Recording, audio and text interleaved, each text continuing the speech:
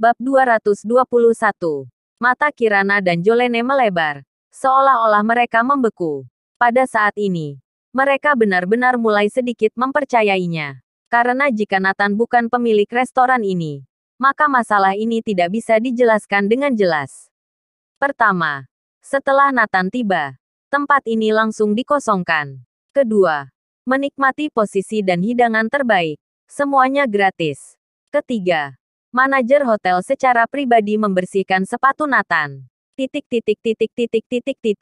Pada saat ini, ponsel Jolene berdering. Jolene mengambilnya dan melihatnya sambil tersenyum. Saat mengetahui bahwa situasi tidak benar, dia meminta teman-temannya untuk memeriksa asal restoran ini. Sekarang ia sudah mendapat informasinya. Orang yang bertanggung jawab sesuai hukum dari restoran ini adalah Paul Garrett. Haha, Nathan, kamu berani bilang restoran ini milikmu? Jolene bertanya. Ya, apa ada masalah? Nathan sudah murah hati mengakuinya. Jolene memelototinya dan memberi ponselnya pada Kirana. Setelah Kirana melihat pesan itu, wajahnya berubah. Dia dan Jolene sama-sama terkejut sekarang. Mereka benar-benar mengira restoran ini milik Nathan. Kirana tersenyum dan berkata, Jolene, jangan diambil hati. Nathan suka bercanda. Jolene mencibir lagi. Aku sudah menyadarinya dari dulu. Dia suka bicara besar. Manajer Larry, bisakah aku melihat izin usahanya? Jolene selalu bertindak teliti dan hati-hati. Dia ingin Nathan mengakui dan menerimanya. Larry hanya bisa membawa izin usaha. Jolene membanting izin usaha ke depan Nathan. Perhatikan baik-baik. Restoran siapa ini? Punya Paul Garrett. Apa ada hubungannya denganmu? Nathan. Larry ingin mengatakan sesuatu selama tuan ini mau, bahkan keluarga Garrett adalah miliknya. Jolene melihat bahwa Nathan tidak berbicara. Berkata dengan marah, ke depannya. Saat di luar jangan berkata seperti itu lagi. Kamu hanya mempermalukan Kirana. Setelah ini berlalu. Kirana masih sangat bingung. Dia bertanya dengan suara pelan. Jolene, apa yang terjadi sebenarnya? Kenapa kita diperlakukan seperti ini? Jolene sedikit mengernyit. Satu-satunya penjelasan adalah identitasku. Wakil Presiden Direktur Jordan Group. Banyak orang tahu bahwa Tuan Kilian yang membeli Antra Group dan Clark Group dari keluarga Garrett. Seharusnya karena Kilian, maka keluarga Garrett memperlakukannya sebagai tamu terhormat. Aku adalah Wakil Presiden Direktur Kilian. Wajar untuk menerima perlakuan ini. Kirana berseru lagi. Tuan Kilian ini sangat hebat. Tapi benar juga, orang yang bisa berurusan dengan keluarga Garrett tentu bukan orang biasa. Jolene tersenyum misterius. Kirana, aku beritahu kamu sebuah rahasia. Kilian sebenarnya bekerja untuk orang lain. Kirana terkejut dan bertanya tidak percaya. Mungkinkah tuan dari Jordan Group adalah orang lain? Jolene mengangguk. Ya, hari ini aku pikir tuan Kilian yang mewawancarai aku. Tetapi aku akhirnya mengetahui bahwa bos sebenarnya yang mewawancarai aku melalui video. Dia sangat luar biasa.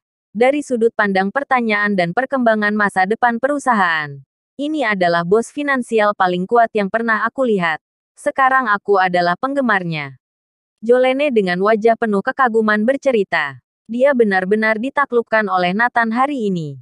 Nathan, yang sedang makan lobster di sampingnya, tersenyum. Dia tidak menduga Jolene menjadi penggemarnya. Terlalu hebat. Jangan-jangan kakek berusia 60 atau 70 tahun.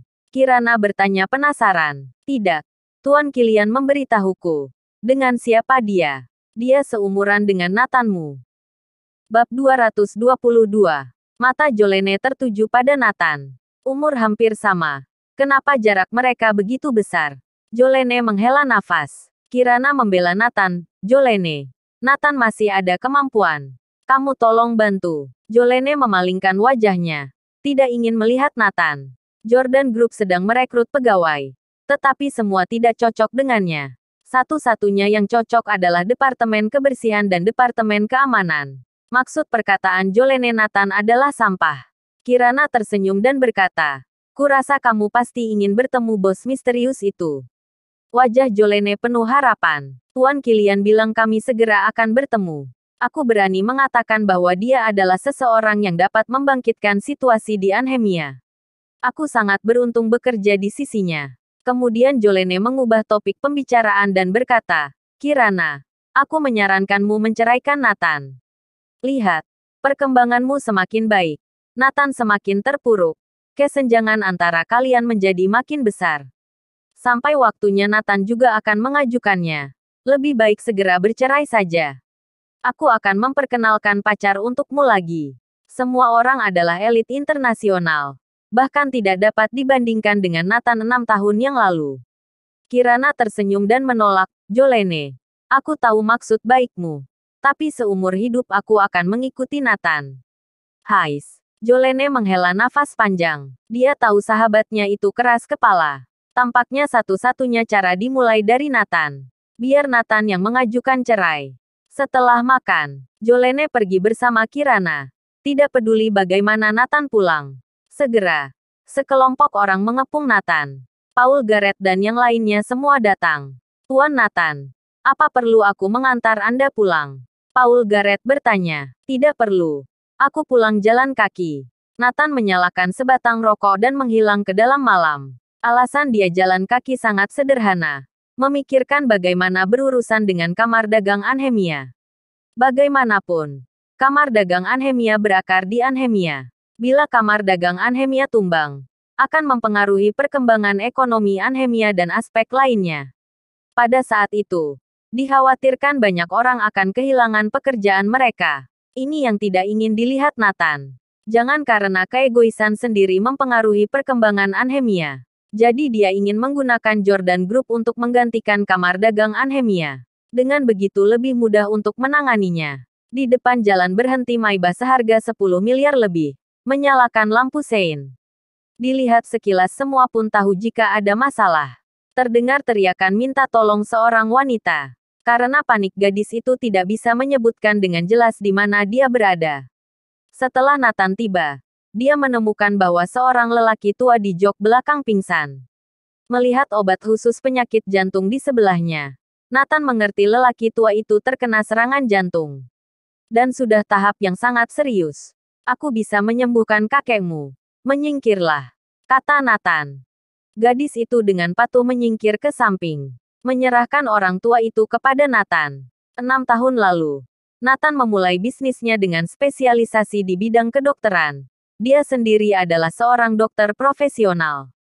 Kemudian di medan perang, keterampilan medisnya semakin menakjubkan. Operasi di zona perang adalah hal biasa. Jadi dia bisa menolongnya. Apa yang kamu lakukan? Berhenti sekarang. Terdengar gertakan marah. Nathan juga berbalik dan melihat ratusan orang berdiri di belakangnya. Ini adalah pengawal orang tua itu.